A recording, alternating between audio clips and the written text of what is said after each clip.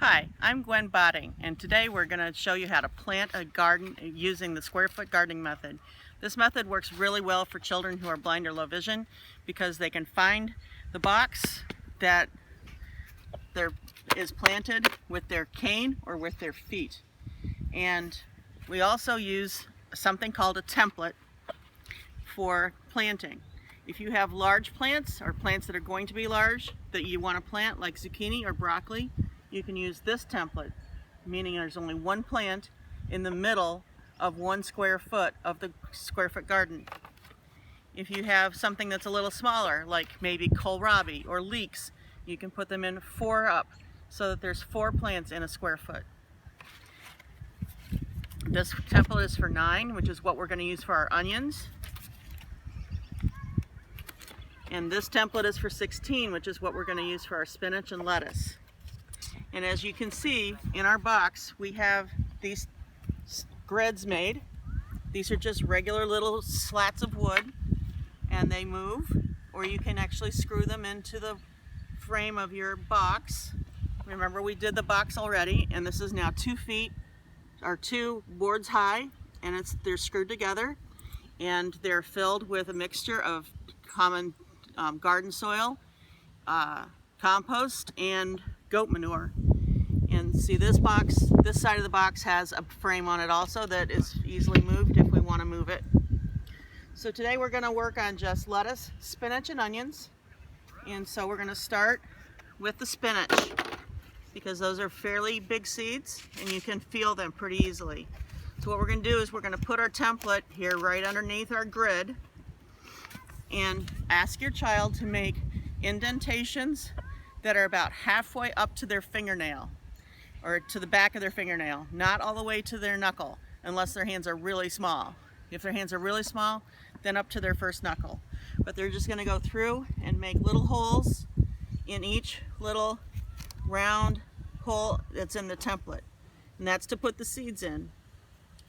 So they're here, we're going to make all our little indentations, and they can feel this with their hands. They can find all those indentations, and then they're going to take their seeds. This happens to be spinach lakeside version, which is a variety of spinach that I have found works really well and grows really fast. Spinach is nice because it's one of the first things that you can actually pick from your garden. So you're going to put these seeds in your child's hand, and then you're going to ask them to take 2 or 3 seeds in their fingers and put it in each one of those holes so they can just feel how to put those in the holes, just like that. And we have 16 of these to do, and they can feel with their fingers how many they have in their fingers. And if they put too many in, that's fine. If they put too few in, that's also fine. Some of this is experimental. Some of this is basically like having a science experiment. So you can see what happens if you only have 1 or 2 seeds in your spot. Will it grow better than the ones that have 3 or 4 seeds? You can just check those out as you do it, and you can mark them. Now you'll see I have marked this as spinach, and if your child is a Braille reader, you can just use the label tape that comes like on a Dymo kind of style marker, and you can tape that plastic Braille label right to this stake. These stakes are available from places like MSU Garden or MSU stores, and they're nice because they're nice and white and they're nice and sturdy, and you can put the Braille label right here next to spinach so that your child can tell what was planted in that spot. Once you have the seeds in, take the template out, put it aside, and then go back and have your child just kind of scrub the dirt so that it fills in the holes that they made with their fingers. Just like that. And that's all there is to it. Now you might be able to see that there's a little bit of goat poop on top, but this is composted and it's really not very, it's not going to stink and it's not going to hurt your child. You just make sure that your child washes their hands when they come inside. So this is the template for the onions. We're going to put this underneath our frame. And for this one, your child is going to want to use up to their second knuckle to poke their holes. So we're going to go 9 for this one. We're going to put some really deep holes in here with our fingers. And you can buy your lettuce or your onion plants in this form. They look like they're dead, but they're not. They are just dormant. And you just take them apart, stick them in the hole, and your child can do this. You can hand them to them one at a time if you're worried. These are red wing onions, and they're going to be a nice, beautiful, big red onion when they grow up. And if you give them enough space, this is why we're doing only 9 up in a box. If you give them enough space, then they'll grow into bigger onions. If you give them small amounts of space, then they'll be smaller onions, so it's your choice.